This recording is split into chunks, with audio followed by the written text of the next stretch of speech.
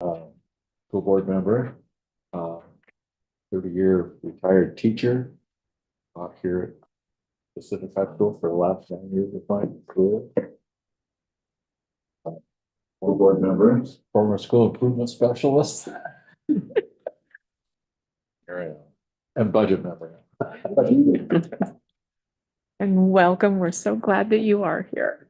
So, all right. And I'm Carol Hackrell, school board member. I've been on the board about 2 years and I've lived in the community for well over 20 years now. So I've done a lot of volunteer work at the school. Okay. I'm Judy Miles, and I was born and raised in this community. I attended school my entire school life through School District 2 CJ, and I've been a board member for almost 4 years, and it's fine. Good. I'm Aaron Miller, superintendent. It's my second year here, and I want to thank everybody for the work that you're doing to help us out with the budget and going through the budget process. We've got 5 board members. We have 5 board members, and traditionally there are also 5 members from the public that match them on the budget committee. So thank you all very much for your time and your work and the questions that you're going to have as we go through putting this together. Ken Flazar. I actually did the math on the way up here today, and I'm a 44-year resident of the area.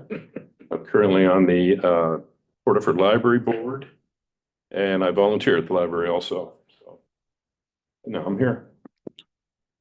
Denise Williams. I've been here for 10 years in May. I'm the library director, and I've done lots of budgets. So happy to help. Corinne Hockett, school board member, parent, volunteer, been in the area for 10 years this summer. Hi, I'm Coralie Burdick. I'm a parent. I've lived here in this town for almost 16 years now. I volunteer, and this is my first year. And Diana, do you want to introduce yourself?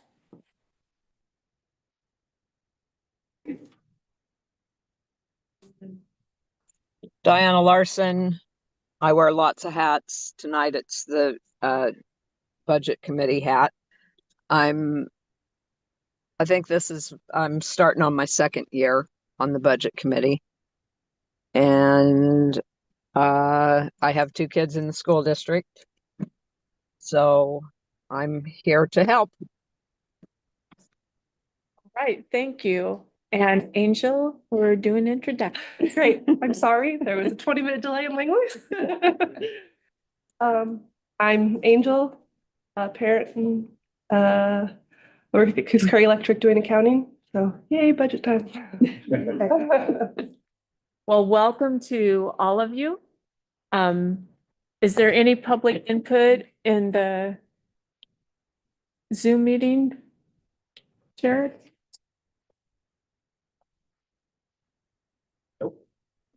Okay, and we don't have anyone signed up here. So we're going to move on to appointing a budget committee members. Is there an oath they take or something? I don't believe there is an oath for this, not like a school board position. But you do have one application for Ken Flazar. Very good. And we would take action by the board to select or appoint that budget committee member. And then following that, it's on to selecting officers for the budget committee. All right, so I'm open to a motion from a board member to accept Ken Flazar as part of our budget committee. I will move that we add Ken to the budget committee. All right, I have a motion. Second. Have a second. Is there any discussion? Yay. Yay. All right. All of those who approve to appoint Ken Flazar as part of our budget committee, please raise your hand. It's unanimous. Okay. So, welcome. All right, and so next thing up is to select a budget committee chair.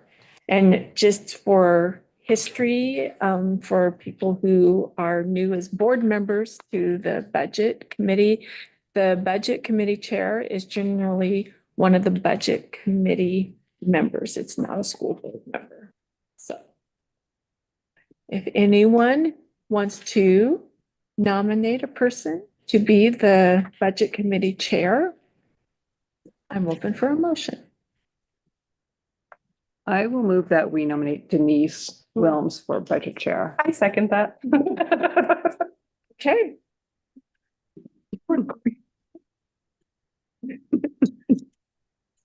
I have a motion for Denise Wilms to be the budget committee chair. Is there any discussion? Forward then, all of those who approved Denise Wilms as the budget committee chair, please raise your hand. Okay. I can't see what Diana's voting. So I don't know how you want to handle that, Stephanie, but it's unanimous here in the room. Us in the room. I think that's. All right, so Denise, I now am handing the meeting over to you. Thank you. Thank you so much. Okay, first order of business. Probably. It's in front of me.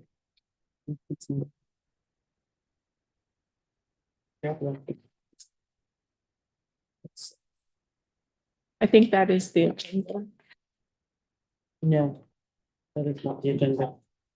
Oh, that's the agenda. That's the, oh, I told you I'm blind. All right, so we are on to Mr. Miller and the budget message. Right. So in your proposed budget document on page 3 of 50 is the budget message in writing. I am required to read it verbatim, so I'll be doing that. The other piece is after we're done with that, we've got PowerPoint and description of the budget coming from Tara Garrett, our business manager. We'll have time to ask and answer questions. We'll share about the process and how everything works, try to answer any of your questions, and we'll go from there. This is not a process we finish in one night. Last year we did finish it took us a couple more. We were a little behind, but it's usually anywhere from a 2 to a 3, not usually 4 meeting time. But it all depends on whether we get the work done and where you're at as budget committee members. So again, thank you for your work. So the official budget message. This budget message is again presented in continuing financial times. This budget cycle and planning to implement a balanced budget is currently impacted by significant changes and uncertainty to how funding and oversight is provided by the Federal Department of Education. The 2025-26 school year is the first year in the state of Oregon's budgetary biennium, with the school budget being based on an allotment of $11.36 billion for the state school fund, and this district budget is based on that amount. This balanced budget is also being prepared with the assumption that estimated student enrollment will decrease to 226 students for the 25-26 school year. Despite this uncertain financial outlook, the Port Orford-Langlois School District 2CJ does not anticipate any staff reductions or reduction in program for the 25-26 school year. Funding allotted to schools for this biennium is distributed on a 49-51% basis, with this first year of the state school fund biennium funding at 49% of the overall allocation. This split helps pay for increased roll-up costs in the second year of the state budgeting process. In addition to state school fund dollars, the district will also receive full funding from the High School Success Measure 98 dollars at approximately $83,356, which must be spent in one of 3 areas: career and technical education programs, college-going educational opportunities, and dropout prevention. Measure 98 funds are designated in the special revenues section, the 200s of this document. Also included in the special revenues section of this budget are funds from the state's student investment account. These SIA grant funds total $343,791 in this year's budget. This funding stream allows the district to support K-12 counseling, community liaison coordinator position, more opportunities for local students to access Head Start, a portion of our CTE teacher position, and many other educational efforts.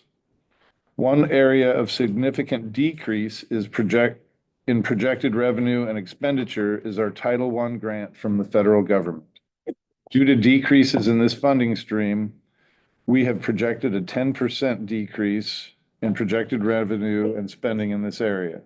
The decrease is projected to change our allotment for 25-26 to approximately $338,000 for 25-26. And I don't believe that number has changed since we talked earlier. So I apologize for that. Given these revenue sources, the following budget is balanced with expenditures that fund all current positions, programs, and supplies at existing levels. While current levels and staffing will be maintained, they also come with a higher price tag each year. Roll-up costs for contractual agreements with staff, increasing insurance costs, higher PERS rates, and increasing utilities costs are included as current levels. The district is and will be in negotiations with all contractual groups at the time this document and balanced budget are being developed, presented, and approved. So those are still up in the air. This budget is based on revenue consisting of $2,171,226 from the state school fund, added to a beginning fund balance of $1.5 million, coupled with special revenue funds of $1,447,942 and a variety of other smaller grants embedded in this document. It brings total available revenue sources for the district equal to $7,667,756. Utilizing these revenues effectively as laid out in this 2025-26 budget document will allow the district to maintain current staffing levels. While staffing levels will be maintained, there will be some movement and adjustment into where those positions are allocated and how responsibilities are divided. Another change in expenditure is an increase in the administrative costs at Driftwood Elementary. Current vice principal position will be changed to a principal position, solidifying administrative, academic, and behavioral support at Driftwood. Finally, a new special education teacher and 2 special education assistants have been added to the Driftwood budget. These positions and the funding that supports them are being moved into the general fund budget. In 2024-25, these positions were contracted through the South Coast Educational Service District Life Skills Program, with expenditures being covered by ESD service credits. As the ESD will no longer be providing these services as an option, Port Orford-Langlois School District will fund these expenditures through the general fund. These are the main changes and adjustments for this year's budget. This balanced budget will sustain staffing and programs in the Port Orford-Langlois School District, providing our students with effective, varied educational opportunities that meet the needs of each one of them individually. The budget message. Any initial question?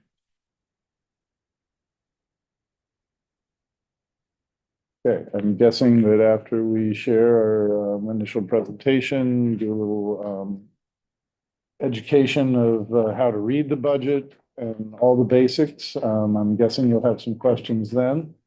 And we'll have time for them as we go through the PowerPoint. I'll let Tara decide whether she wants to get through everything or answer them as we go.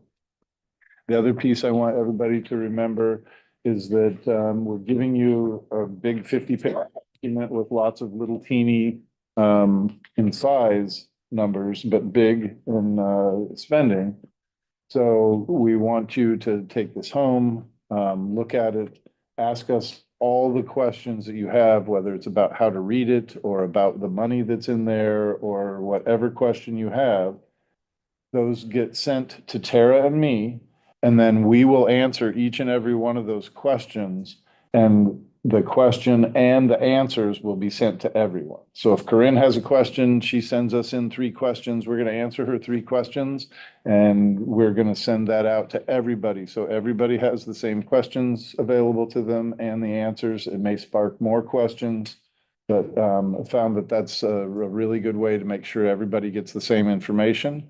And I also want to be upfront that Carol has been through the budget already and has had some initial questions. We're going to try and answer some of those tonight, but those will all be in your very first email response from Tara and me with those written questions and the answers, besides what we covered tonight.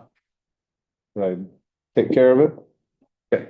Are we going to keep it like in the Q&A format? So it won't say, hey, Carol asked this. It's kind of Except for tonight. very it's a live meeting. I'll throw you under the bus. Yeah.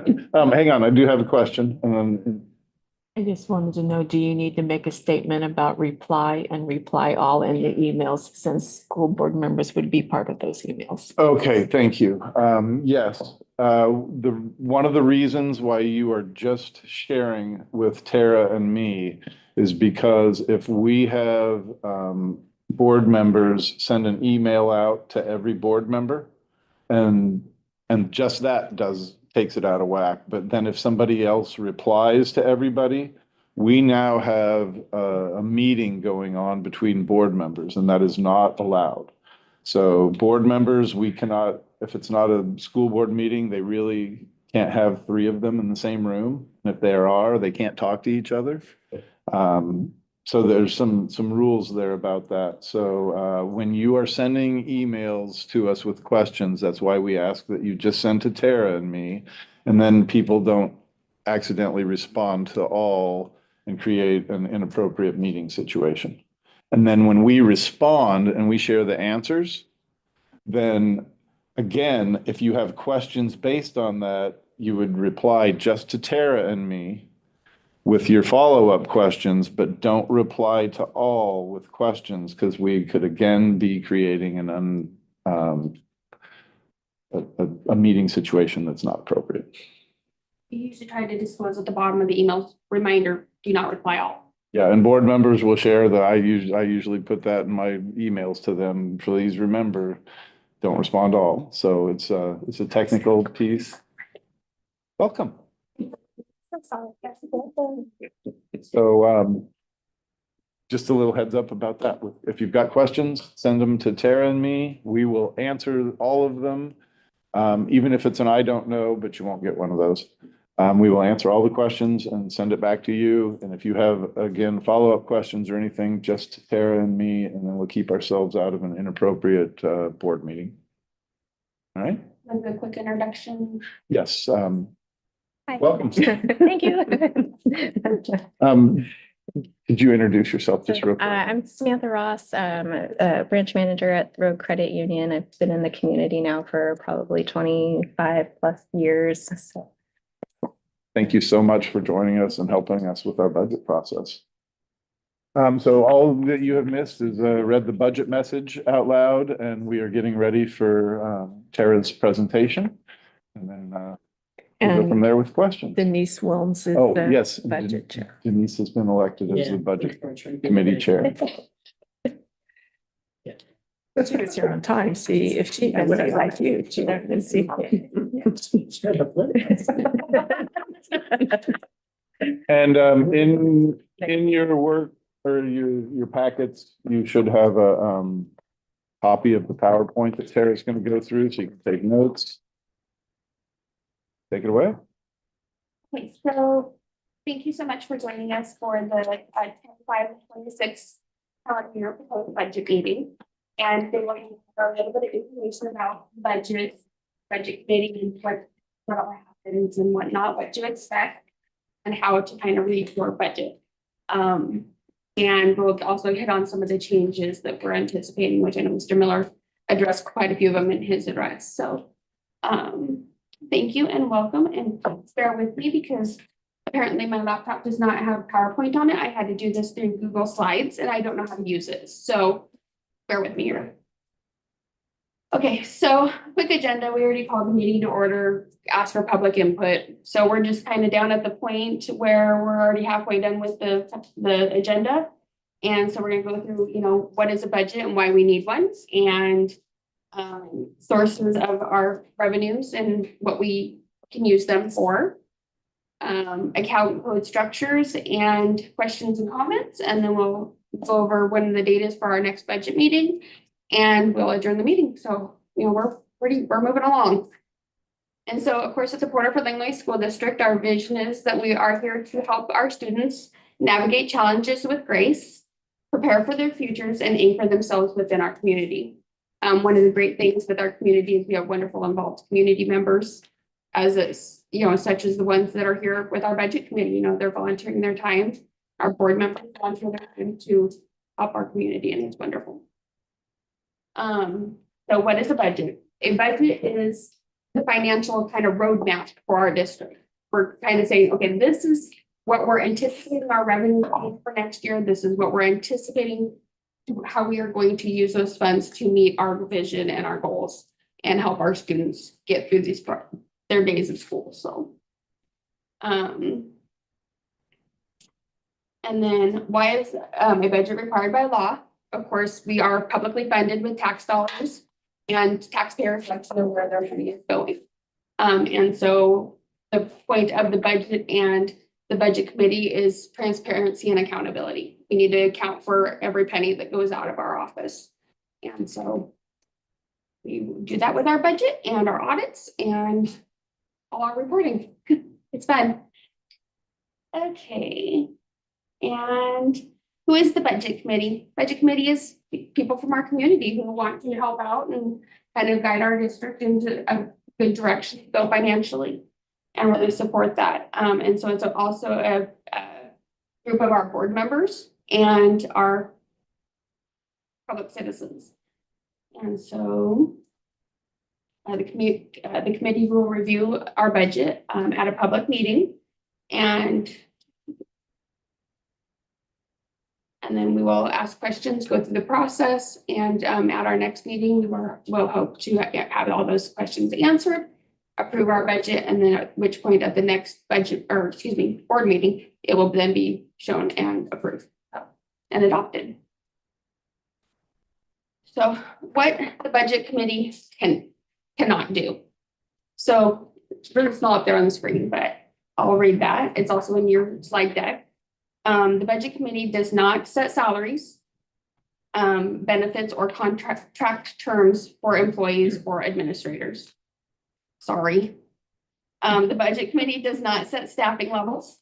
The budget committee does not decide whether or not a service or a program should be provided. Budget committee does not make district policies. So, can the budget committee change the budget? Kind of a big question there. The committee has the authority to change the superintendent's proposed budget within the limitations of specified previously. The budget committee approves the proposed budget and refers it to the board. The board also has the authority to change the approved budget. There are two limitations placed on the board. If the board increases expenditures in a fund by more than 10%, then the budget must go through a supplemental budget process. The board does not have the authority to increase taxes approved by the committee.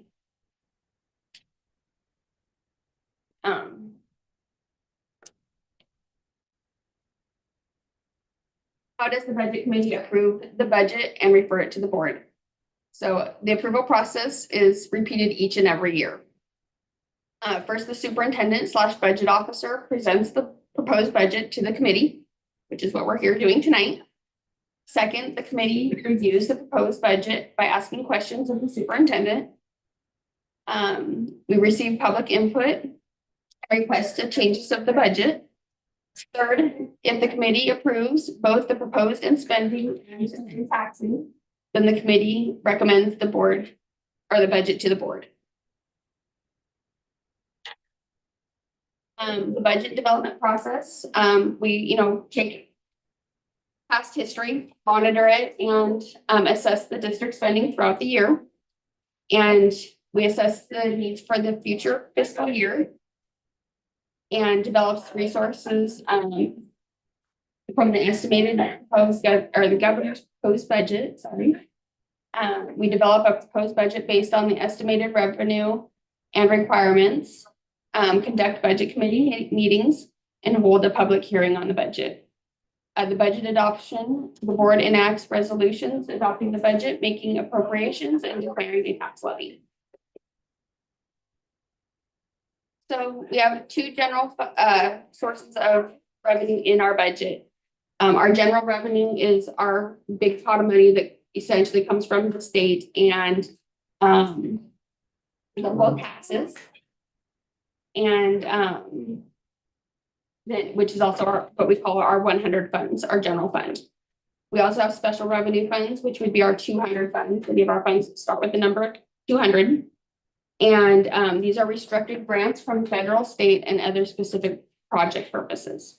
So these are typically grants that most of our grants are fairly specific as what we can spend them on. So there's not a lot of flexibility there. And you won't see this necessarily in the budget, but in the general fund, there are two sources basically of revenue. Number one is the state school fund, which the legislature approves. And we are at every single year in the process of a first year of a biennium, we are in a guessing game because the legislature is meeting right now and determining what their state school fund level will be. And we are required to have this all done by June. They may not have that agreed upon until June or the end of June, when their session ends.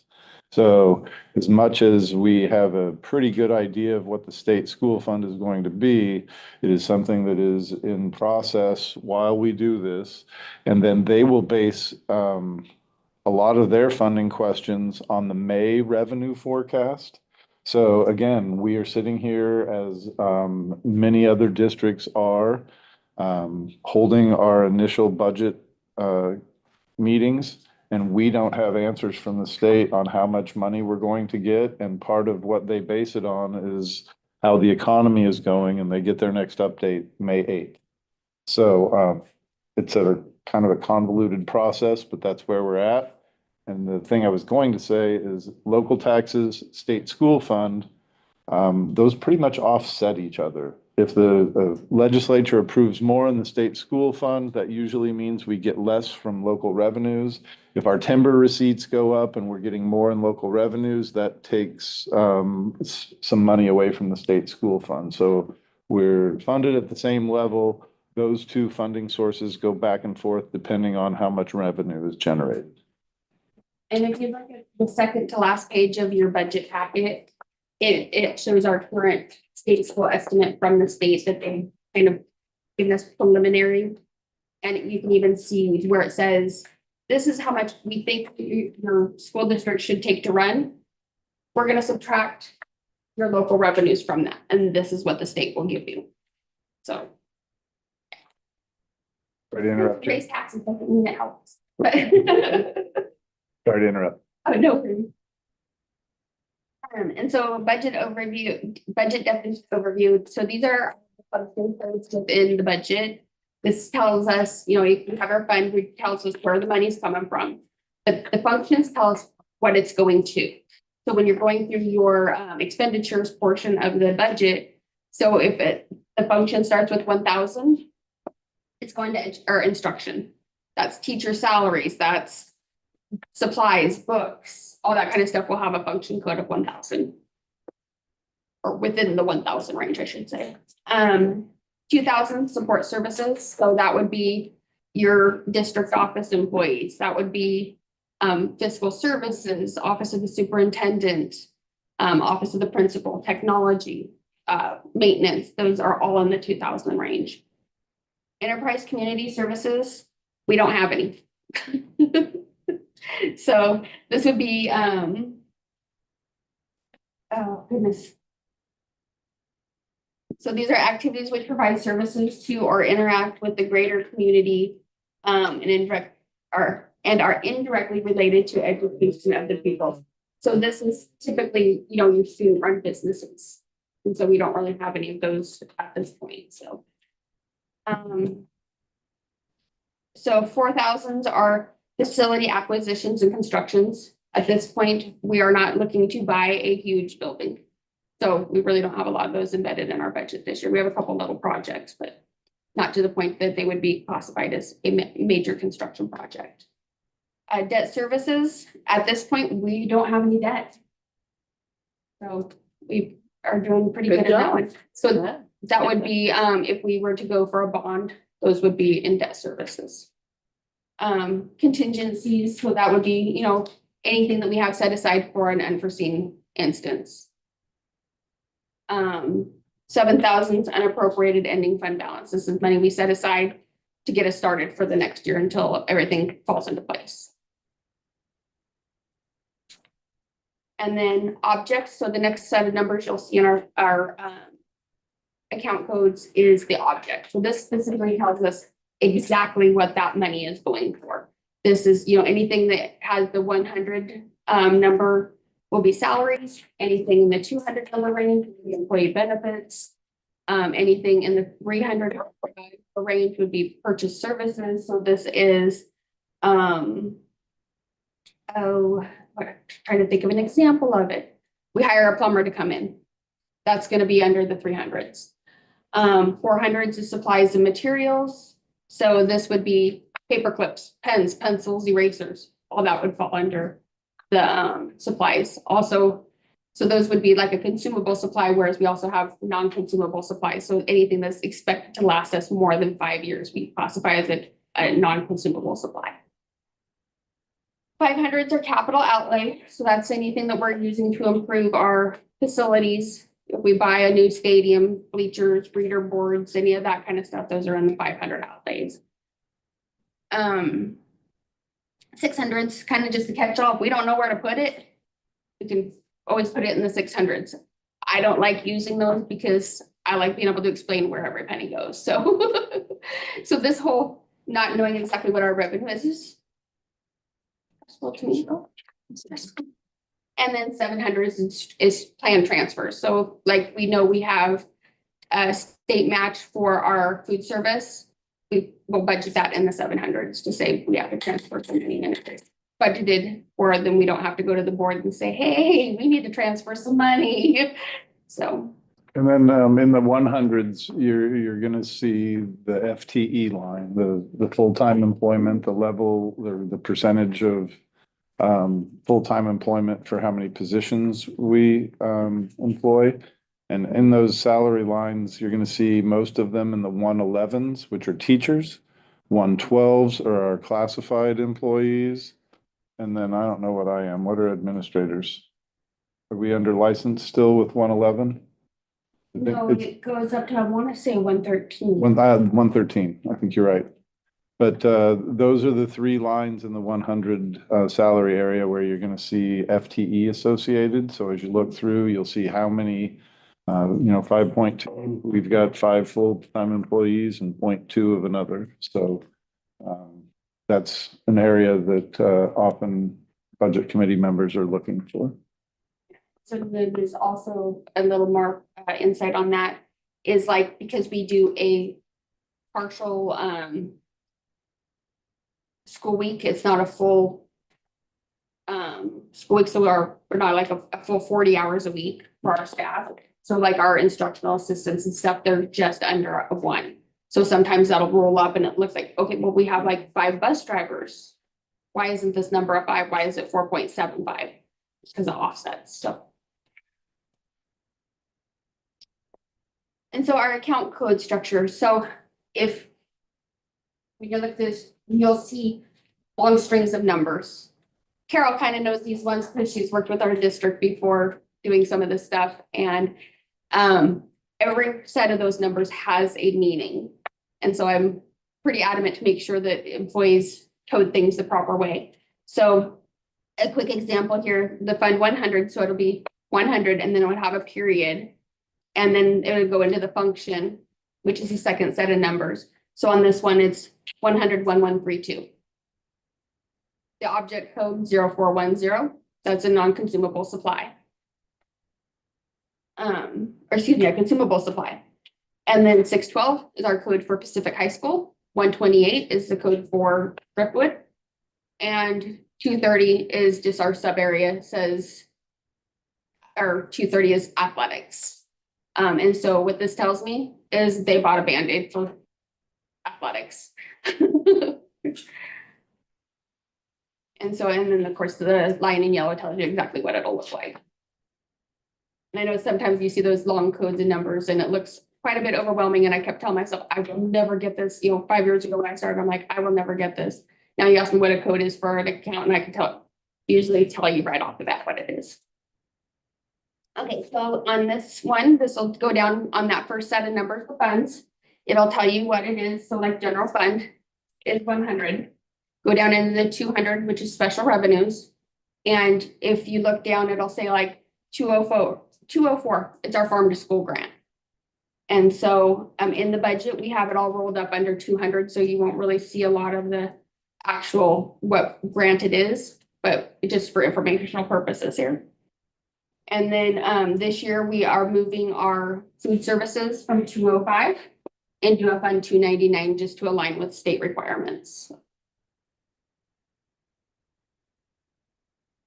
And then the 25-26 budget assumptions. So this is kind of what we're building this budget based on. So for the our resources or revenue, we base this budget based on the governor's budget of $11.36 billion for the biennium. We are now at the first year of the biennium, which is the 49% allocation. The estimated enrollment of our students, we're anticipating approximately 226 students next year. So we're really hoping for a nice big housing development to come in with affordable housing and bring some families with some kids in. So, and the estimated beginning fund balance, we're anticipating ending this year with about $1.5 million. And so that will be our beginning fund for next year. With the uncertainty of federal funding, we have budgeted for a 10% cut in our Title I funding. It's actually pretty lean. There's been talks of that it might not even exist next year. We don't know. We're also using some IDEA funds, which is our individual disability. Education Act. There you go. And so we budgeted with that hopefully staying the same as it was for this year, but we really don't know. In the expenditures, of course, both of our licensed and classified contracts are up for negotiations right now and in the negotiation process. So we have budgeted for raises, but we don't know where they're going to land. So PERS has announced that they have raised our PERS rate. And so our tier 1 and tier 2 PERS retirees, which I don't think we really have any of those anymore. They're kind of people who've been working for quite a while within the governmental system. They raised their rates up 1.83% and of their total salary. So, and then the officer, which is the more newer employees coming in, a lot of them are the officer tier, and that's going up 1.49% for us. And our district also pays the 6% that is required for employees to pay. So that's not coming out of their check. We're paying that for them. So it looks like a little number, but when you're talking millions of dollars in salaries, it's a pretty good hit.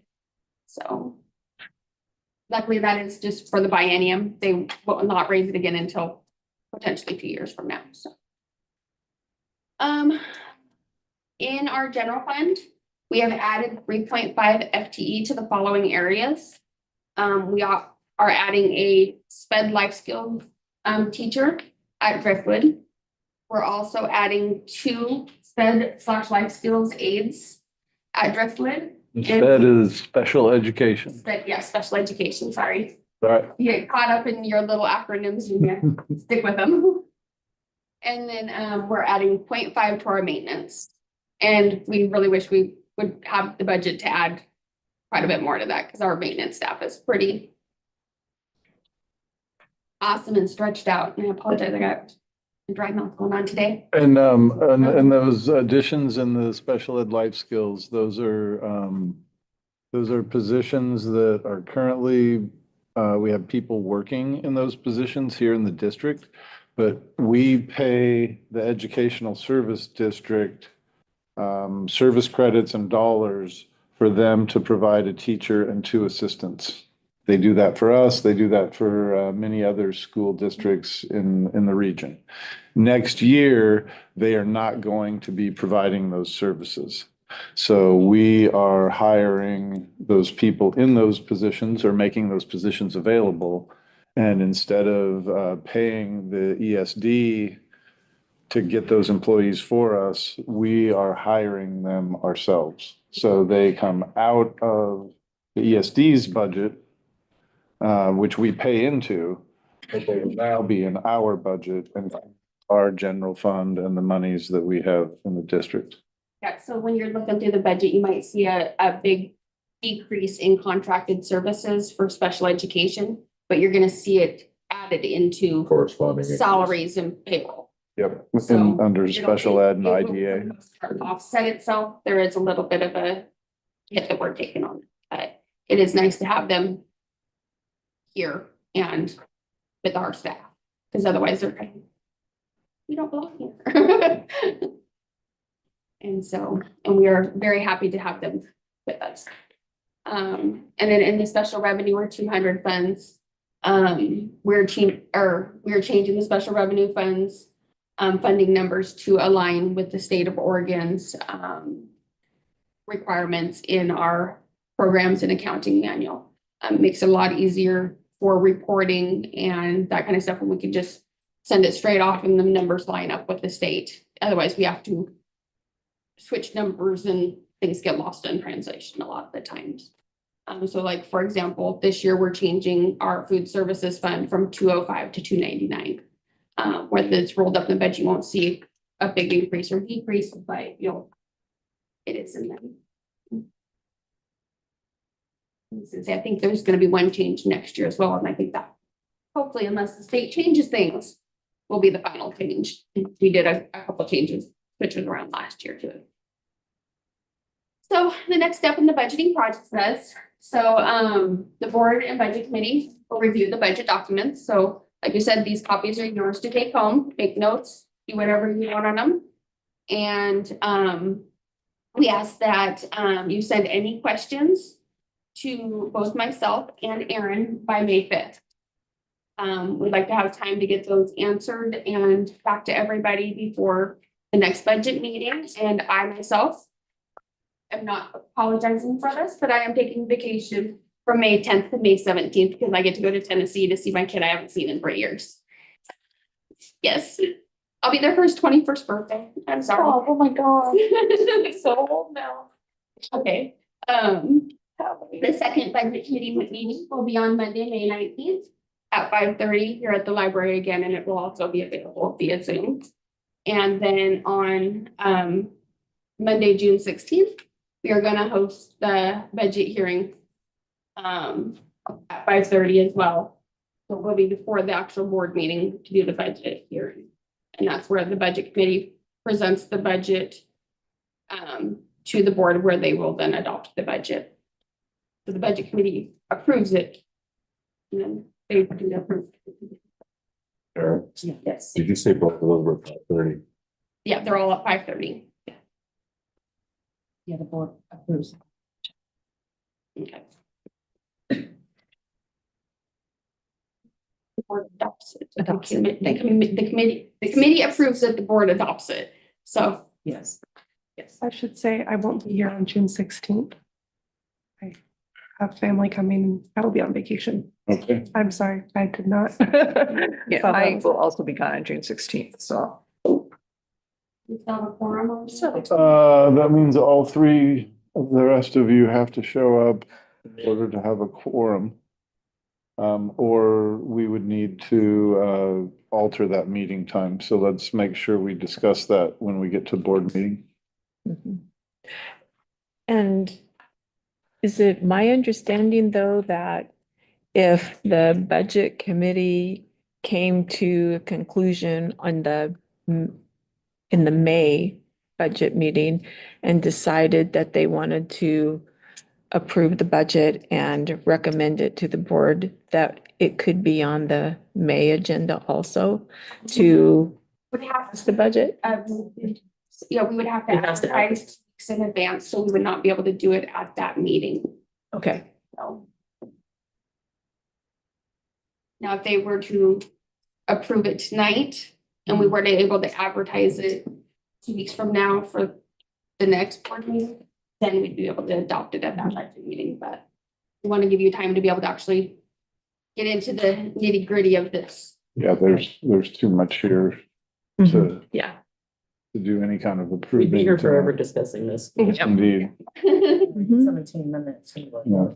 And then People for- kiss, good. once again, our district's vision of, we are here to help students navigate challenges and race, prepare for their futures, and anchor themselves within their communities.